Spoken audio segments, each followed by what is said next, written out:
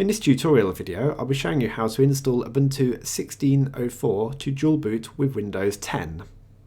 Well, if you haven't already done so, you'll need to download an ISO file for the Ubuntu website. Now, I've done this video a bit prematurely, so currently it's showing Ubuntu 14.04, but later on it will show 16.04 or a future version. So choose your flavour. Well, they say 64-bit is the recommended, and that is what most systems are these days. But the thing is, it doesn't really matter if you take a 64-bit ISO for a 32-bit system, because it'll stop you before the installer starts. So just go on to download. You've got the option to donate, and not right now. I have done so in the past though. While that's downloading, we'll have to think how to write the ISO file to some install media. Now, a choice is either a DVD or a USB flash drive. If you're going to take the USB flash drive method, the easiest way to do that is with a program called Untitled. There it is, Untitled.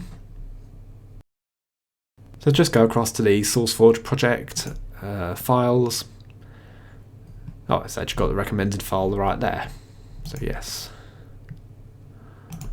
that is what I want.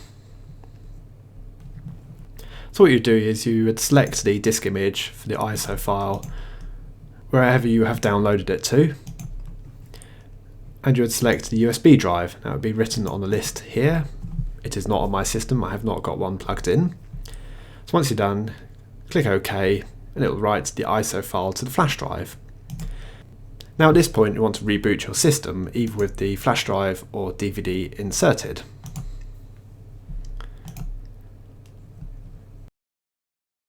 But I have inserted the Ubuntu ISO into this VirtualBox, and it will now load the installer.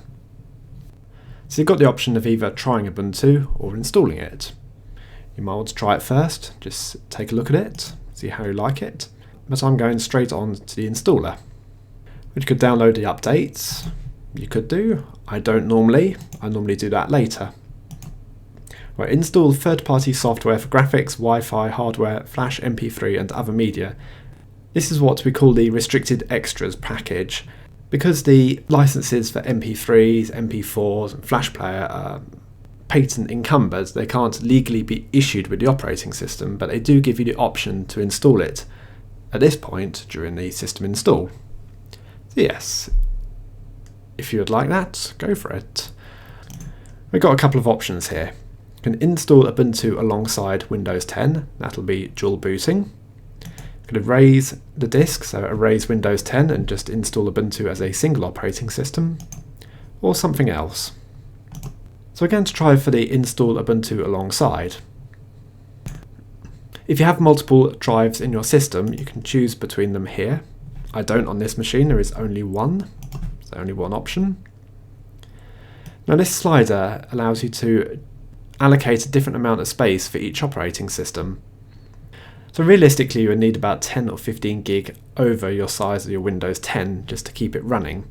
So mine goes down to 22.5, so 10 to 15 would be roughly around there, 37, 38 gig. On the other hand, the smallest you want to make your Ubuntu system is probably what, 5 gig? Well, that would be exceptionally small, probably not really usable. So it's your choice here. There is no right or wrong answer, you just need to give the operating systems enough room to breathe, well, to function really. So roughly half and half, that'll do. So click install now. So yes, we will be partitioning the hard drive. Continue. Yes, I am perfectly happy with that. Where are you in the world? Well, normally it will pick this up out of your network connection. So yes, it has recognised I'm in London. If not, you can click on the map and tell it where you are. So continue. Select your keyboard layout. Default choice for me, English UK and an English UK keyboard. You have the option of typing a few characters here just to test the layout. There's a couple of characters that would be in a completely different place if I was using an American keyboard. Continue. Your name. feel free to choose whatever you would like here. I'll go over a shortened version of my YouTube name, which is Quids. The computer name. Having a mess around here. Pick a username. Yeah, it's allocated one for me. Choose a password. This is what we call the sudo or root password. Something you'll need to type in whenever you'll want to elevate your privileges. For example, installing new applications. It gives you some warnings if you've got a poor password here. That's a terrible password. And that's a weak password. Oh well. If you wanted to make it more complicated, you can add some special characters to it. And it becomes a good password. Now, do you want to log in automatically or require a password to log into the system? Well, if you're the only user on the system, you might as well have it log in automatically. If it's one computer between a whole family, then maybe you want to require a password to log in, or maybe you want to go further and encrypt your home folder, which would be where you store your documents, pictures, videos, etc. I'm going for login automatically. Continue. And you've got a little bit of a slideshow welcoming you to the new operating system. Well, so help and support, you've got Ask Ubuntu, the community team, the forums in Ubuntu, and I've done quite a lot of Ubuntu tutorials on my channel, so feel free to take a look around. Well, there we go, after a few minutes the install has completed, so I can go to Restart Now. Upon reboot, I'm presented with the grub boot loader screen. This is for you to select different operating systems that you have on your computer.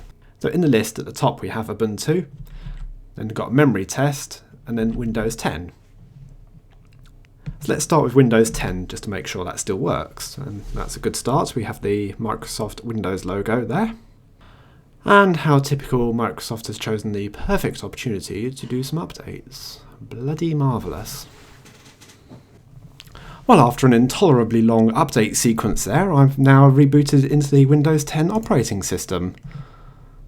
We can see that the Windows 10 is actually functioning properly. There's no reference of the other hard drives here or other partitions that Ubuntu is installed on. That's because Windows lacks the drivers to see the extension 4 file system. So as far as it's concerned, there's nothing there. Let's go back to Ubuntu, so I'll reboot the computer and select Ubuntu off the grub boot manager. Well, there you go, Ubuntu has booted up normally, albeit without the correct graphics drivers here in VirtualBox, but if you need a driver for your system, just open the Unity launcher, start typing drive, just get drivers, the additional drivers program, and there you go, you can select them off the list. So that's how to install Ubuntu 16.04 to dual boot with Windows 10. Thanks for watching, I'll see you all later.